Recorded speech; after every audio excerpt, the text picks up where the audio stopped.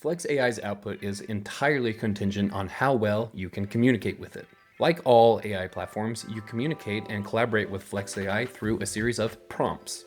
A prompt is a detailed command or set of instructions that you give the AI so it knows exactly what to perform. Vague prompts usually result in vague output, or as people call it, AI slop.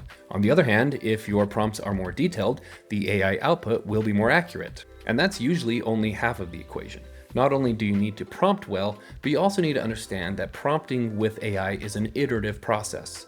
It's usually not a one and done type of thing. When working with Flex AI, a mindset that really puts it into perspective is, what if you were being asked to do something? What if someone was prompting you? How much detail would you need?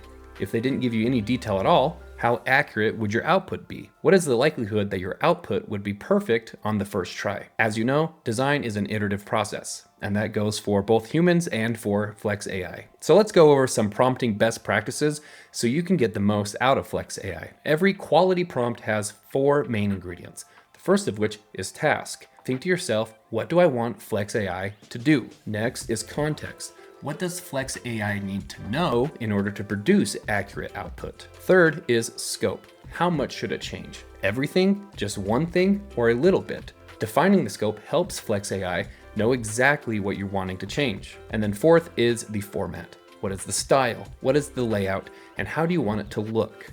If you include all 4 of those ingredients in your prompts, you'll see a drastic improvement with Flex AI output, and you'll be able to avoid that AI slop thing that everyone's talking about. Let's put it to the test. So you can see that I've written a prompt for a new section about Mars. I've included very little information for Flex AI to go off of, and you can see that its output is pretty good, but it's kind of generic. And that's because I didn't really give it any instruction or direction. In contrast, create the exact same section with a detailed prompt that follows the 4 ingredient format. As you can see here, this prompt is very long, but it includes all of the exact information that I want included in my section. So let's see how Flex AI performs with the more detailed prompt. As you can see, this output is far different than the generic output that I had before.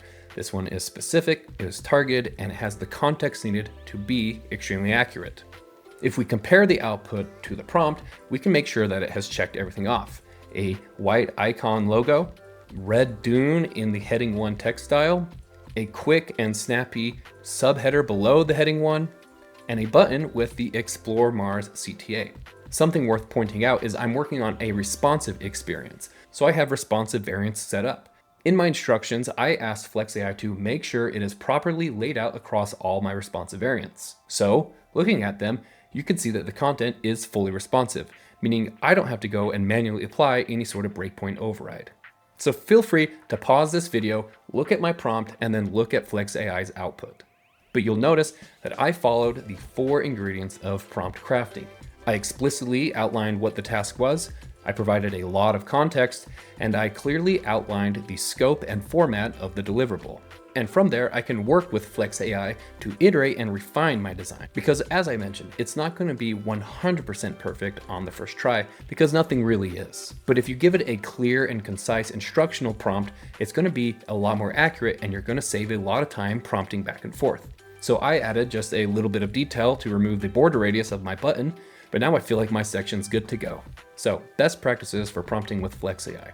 The first is the most obvious. Don't be vague. Be as detailed as you possibly can. The more detailed you are, the more accurate its output is going to be, and the less back and forth there's going to be. Follow the 4 ingredient format for creating prompts. Then third, remember to review and iterate on the output. And fourth, the way you prompt to Flex AI is the way you would want someone to prompt to you. What context and scope would you need to perform your best? Along with those best practices, here's a couple other things to keep in mind. The first being, when you're working with text, ask yourself, is this text output something I myself would say? If it's not, then perhaps continue to iterate and rewrite. And second, whether it's text, images, layout, or anything, ask yourself, am I confident in what has been produced? Confident enough to send this to my end users?